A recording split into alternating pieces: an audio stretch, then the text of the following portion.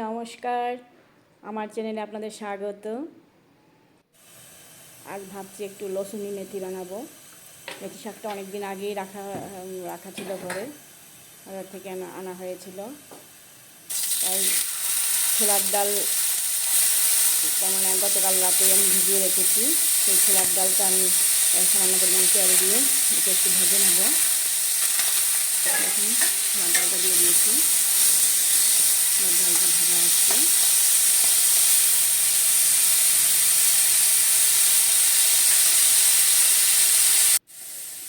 আর এদিকে টমেটো আমি একটু পেস্ট করে নেব। ছোলার ডালটা ভাজা হয়ে গেছে, এটা তুলে নিচ্ছি। মিক্সিতে নিচ্ছে এটা।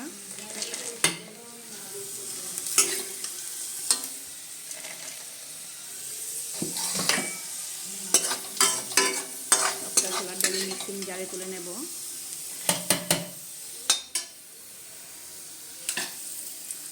আর এটা দিচ্ছি বাদাম ভাজা, চীনা বাদাম।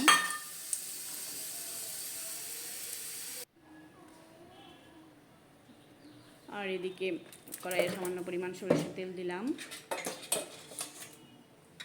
দিয়ে এখানে আমি দিয়ে দেব রসুন।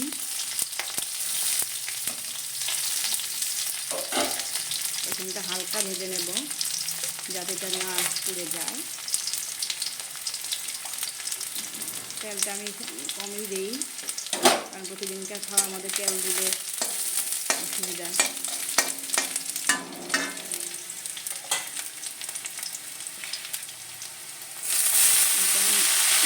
ধুয়ে রাখছিলাম মেথি শাকটা, এই মেথি শাকটা দিয়ে দিলাম। ভালো করে জল ঝরিয়ে নিতে হয়, নাহলে জল উঠে। ভালো করে একদম জল ঝরিয়ে নিয়েছি। কাঁচা লঙ্কা দিয়ে দিলাম, সামান্য পরিমাণ লবণ। নাড়াচাড়া করে মেথি শাকটা ভেজে নেব।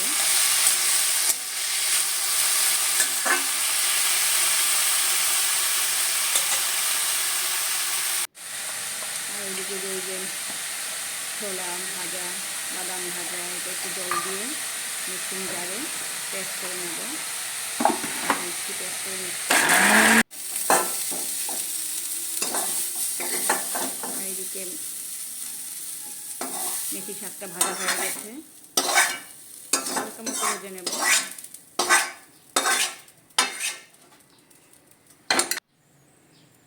আবার কড়াই বসিয়ে দিলাম, কড়াইটা গরম হয়ে গেছে, তাতে দিলাম সামান্য পরিমাণ সরষের তেল।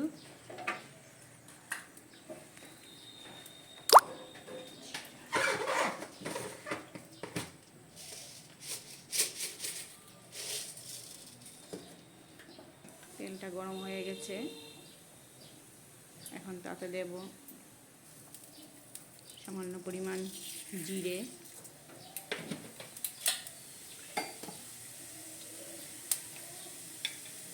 জিরেটা মোটামুটি হয়ে এসেছে, এখন দিচ্ছি রসুন কুচি।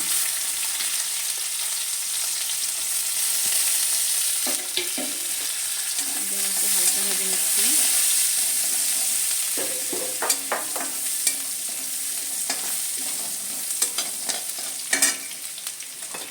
এখন দিয়ে দিচ্ছি পেঁয়াজ কুচি।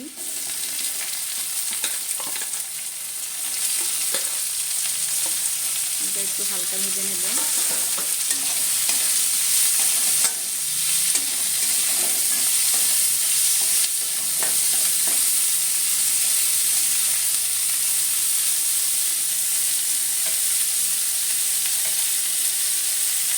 দেখুন তেল একদমই কম দিই।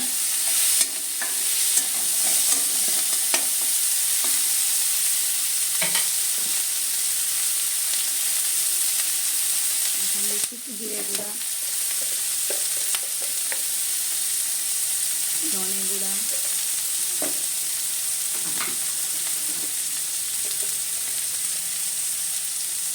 লাল লঙ্কা গুঁড়া,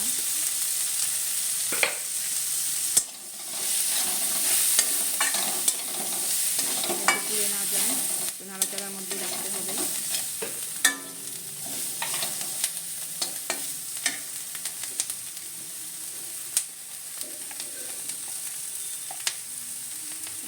হলুদ গুঁড়ো,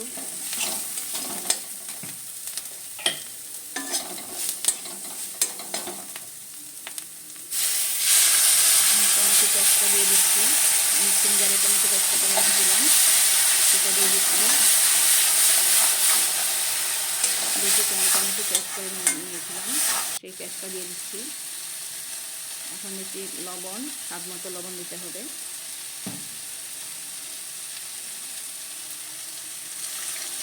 তারপরে ওই যে পেস্টটা করেছিলাম, বাদাম ছোলা ভাজা জল দিয়ে পেস্টটা তৈরি করেছিলাম, সেই পেস্টটা দিয়ে দিলাম।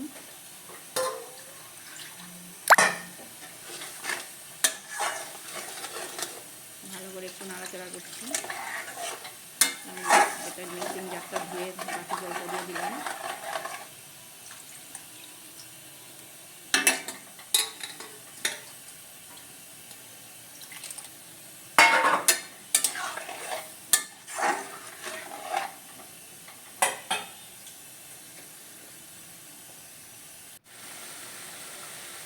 ফুটে উঠেছে। এখন মেথি ভাজা শাকটা যে তুলে রেখেছিলাম বাটিতে, সেটা দিয়ে দিচ্ছি।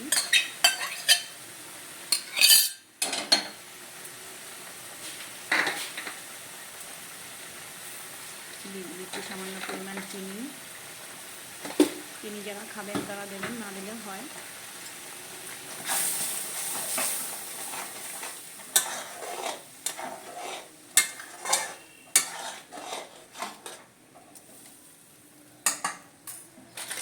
একটু ফুটবে।